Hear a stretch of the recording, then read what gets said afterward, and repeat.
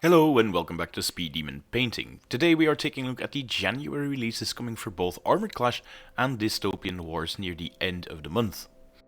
The last release month, being the end of November, saw the release of the Union, and the Union is now getting their separate releases, so you can expand on any forces that you may or may not have already started.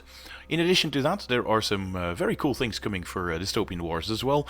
There is a separate squadron for the long-range box coming for the Union, and in addition we have a release for the Commonwealth, where the Polish-Lithuanian Air Force is making its debut. Starting things off with Armoured Clash, we have the Lota Battle Group set being available now separately.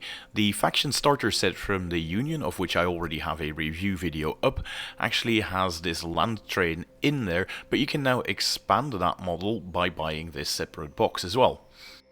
And what do I mean by expanding it? Well, the original land train came with 3 carriages, but that is not the maximum that you can actually field for this model. If you use it at its full strength, meaning it has been reinforced twice, it can carry up to 4 of these carriages, while the standard box only comes with 3. Well, only. That still makes it a 12-inch model, so adding a 4th one would make it a 15-inch whopper in the end. But it also means that you can have a bit more flexibility with all the different types of trains that you can field. For instance, you could easily field a maxed out full strength Lakota with nothing but gun carriages, and then have a smaller minimum level, a basic level Lakota carrying the 2 infantry transports, so you can actually start specializing your trains as well should you so desire. The Lota Box Set is also a bit of a break of the norm so far. We've only had 2 landship models being released as separate boxes, so it's hard to make up any patterns, but it's human nature to try and find them. And that pattern is actually broken, because usually they came with the armoured sprues in them, but this Lakota box comes with the infantry sprue in it as well, so you're actually getting more infantry as well, which seems very handy if you want to do all kinds of things with additional commanders for a Union force, because like I said, you can play around with the length of the trains, but you're also getting federal Gatling teams as well, federal trooper teams as well, that can also act as commander units, so you have all sorts of options for list building if you decide to get this additional box set. The cool thing about the train is that all of the different turrets on the top are in fact provided in resin, so you don't really need to get any additional armoured sprues like you do with, for instance, the Laoshan box set that we've already seen, or the big Crown Monarch box. The Lakota can just be used on its own, which is really neat.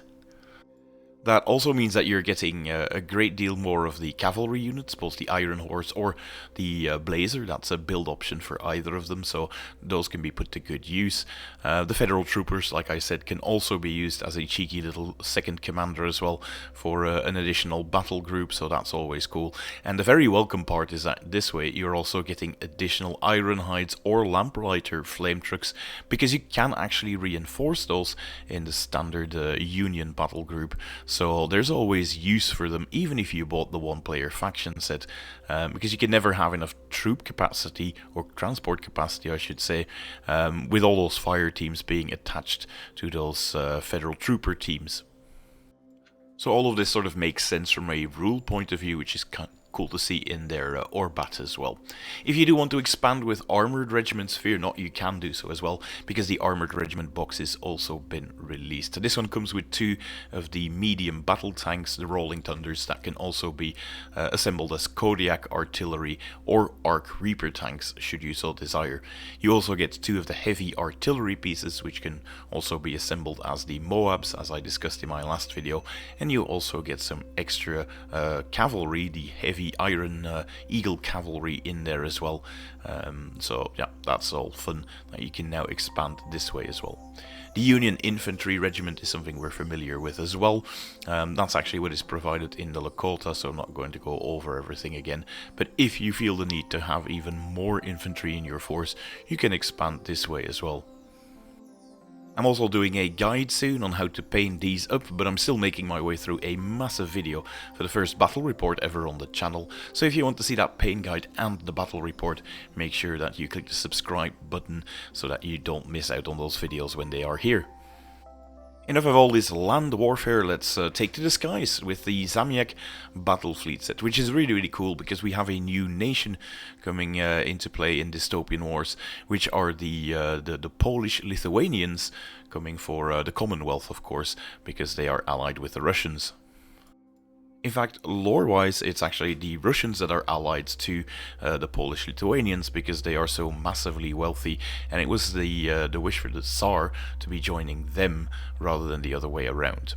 Regardless of this lore thing, it comes with a massive airship that I can't wait to see in person. The Zamiak class Sky Fortress. And as you can see, it's two of the Mass 2 air cruisers that you see here. They look like these Polish winged hussars, which I really like, which are connected by this bridge in resin, and of course the massive deck in the middle for the aircraft to take off. I like the fact that this is a new design, clearly, compared to what we had with the Russian ships, but it still has some familiar elements to it as well, with these sort of round elevator elements, and the same sort of bridges that we see on the Mass 1s from the Russians as well, so that's really cool to see as well. It was confirmed on Discord that these new Mass 2 ships would be able to swap their turrets here with what I like to call the Rurik turrets that you are already familiar with and perhaps already own a ton of. So yeah, it's definitely handy that you can swap parts around with this new kit. That does mean that this is perhaps not the most beginner-friendly box out there, so if you're wanting to start with a Commonwealth, I would still advise you to get the one-player starter set, but this is a great box to supplement that as well if you want a bit of Air Force. Speaking of Air Force, it looks like there will be a few changes coming as well in the new Admiral's Handbook for the year 2025, where you can only really capture objectives if you're a surface or skimmer units. So gone are the days of just spamming Air Force all day and basically relegating your opponent's torpedoes to being absolutely useless. You're going to have a more balanced approach, and that's why I think this is a perfect box to expand an existing Commonwealth army, but perhaps not so much the perfect starter point for them. When it comes to build options though, for these new plastics for the Polish Lithuanians, you do get spoiled for choice. There is a massive amount of them. The first being the Voivode class heavy airship, which comes with 3 small gun turrets. They have rocket batteries in their initial configuration.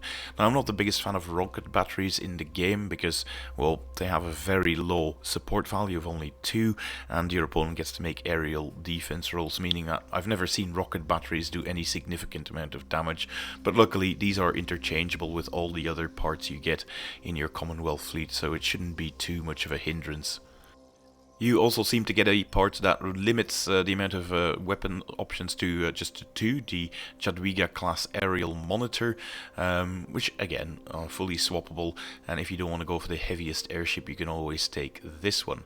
And there are a few variations of this as well, because you can take the Schlachta class Swordwing carrier, which has this very cool underslung Swordwing fighter underneath here that launches from the bottom, sort of like the Prussian airships, I suppose, which is quite cool if you want to get a bit of extra oomph out of your SRS tokens. Now these do use a separate type of SRS token as well that I'll show you in a bit. In addition to this, we also get the Stanislav class assault airship, which comes with something that I'm pretty sure we'll be seeing in Armoured Clash soon as well, this sort of land assault token, which is also included in this box.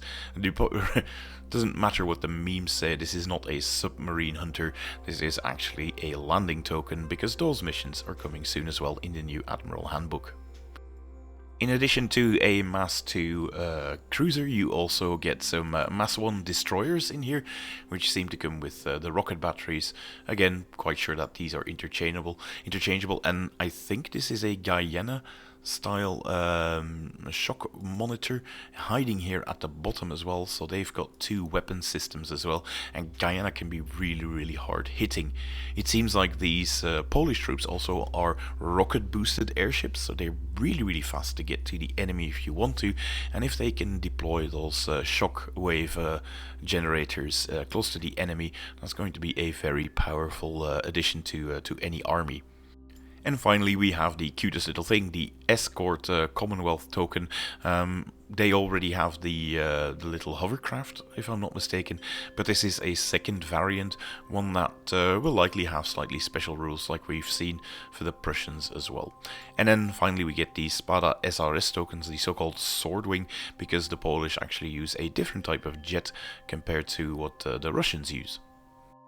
And like I said earlier, they come with their own ground assault token now, which are these sort of mole devices that dig deep and deploy the Commonwealth troops that way. So yeah, I'm guessing we're looking at a miniature version of the troop transporter for the Commonwealth when they get released for Armoured Clash.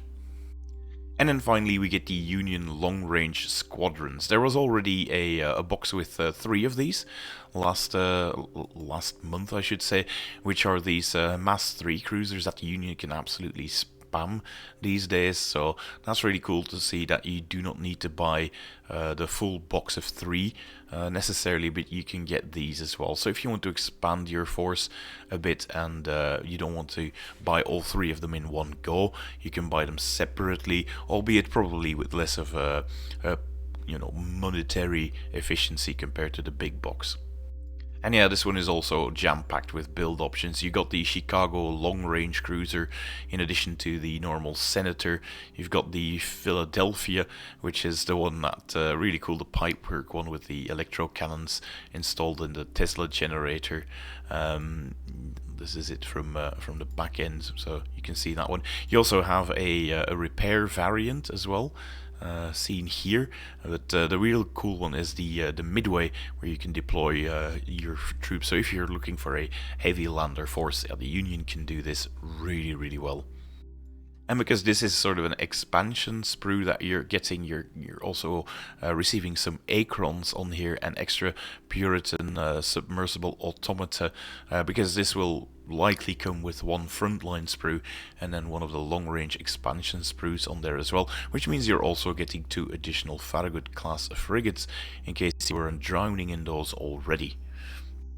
Still a great little ship, mind you, and I'm pretty sure they'll be more relevant than ever if only surface units are going to be able to capture objectives, so I'm hoping to see more of them in gameplay as well. It's not, however, the last thing I wanted to end the video on. In case you didn't know, this thing dropped as well on Discord as a little teaser for what is to come probably in the next month. The thing you're looking at is the artwork for the upcoming Enlightened faction for Armoured Clash. So whilst they are not released this month, yeah, you can see what they're going with for the next one. And it's everything I was hoping for, to be honest, for this particular faction. Fans of Wild West Exodus will definitely recognize a lot of the different units found in that game. If you're unfamiliar with that one, by the way, it's also set in the dystopian age, but it is more focused around the American frontier and all the weirdness that goes on in there. Now, the Enlightened aren't the nice guys of the dystopian age, far from it. They're quite horrible with what they do to other human beings in terms of experimentation. They're swapping out body parts with mechanical elements. They're giving them lobotomy so they obey orders better. They're really not nice. And in Wild West Exodus, this is very obvious because, well, they're in an environment that is incredibly resource limited. So the body horror is on full display in that setting. However, these are not the Enlightened found in the Wild West. These are the Enlightened by Lord Sturgeon, and Lord Sturgeon wants to sort of hide those sort of ugly parts of their experimentation to the outside world, which is why you see all of their monstrosities wearing these glass helmets to sort of hide the fact that they've got a bunch of machinery poking out of their faces. And it's really cool to see the similar designs coming on. For instance, this big heavy infantry guy carrying the Gatling cannon is a brute from Wild West Exodus with all the horrible pieces sort of covered up. This one also is a creation. I think it's creation 7 in Wild West Exodus, with the big buzzsaws and the claws and everything attached to them. But again, sort of neatly hidden what they've been doing to them, and some strategically placed leather scraps here to sort of show the stitch work that you can see in Wild West Exodus. While the regular menial troops have gotten this this overcoat as well to hide all of it, along with the glass helmets. Really, really cool to see. It looks like for the infantry, those are the 3 main units, and then we also have the monocav and strider cav, which is actually a dual build plastic set as well from Wild West Exodus. So I'm guessing that's going to be 2 build options as well for your cavalry units. In addition to that, you have the flying sort of these might be the first rotorcraft we're seeing in the game. The sickle monocav flying up ahead. So yeah, start painting up some troops with some aerial weapon profiles as well, I suppose. In addition to that, we seem to be getting 2 big land ships. Well, these behemoth units are these giant quadruped walkers. 2 different build options, as we've come to expect with a lot of these land ships so far. But yeah, these are really, really cool, and they speak to me. I can't wait to start painting them up. My Dystopian Wars Enlightened have got this blue and orange paint scheme, but I'm actually thinking of going very metallic with this, with the green, sort of in line with what the Necrons are in 40k. That seems like a very fun color scheme. And then finally we get the big tripods. You need those. I'm glad to see they are released this way. There was talk on Discord about 3 different variants, but I can only see 2 of them depicted here. One with this sort of looks like a flamer type of energy weapon, and then one coming with a claw as well, a more melee orientated variant, I suppose. And in addition to these tall tripods, we're also getting crawlers. These seem to be artillery type crawlers, one with a traditional large barrel cannon. There's also one shooting a type of energy blast weapon here, and again on Discord there was talk about a 3rd variant, which would be more of an anti-infantry shelling sort of unit. This means that when this faction gets released, we will have 4 factions for Armoured Clash, and yeah, that's basically halfway there, so that game is getting nicely fleshed out as well, which is always nice to see. That was it though for me for today. Remember, if you liked the video, give it a thumbs up. That always helps with the YouTube algorithm. And after I'm done doing a bunch of voiceover work for the big battle report, I do hope to see you in the next video. Until then, bye.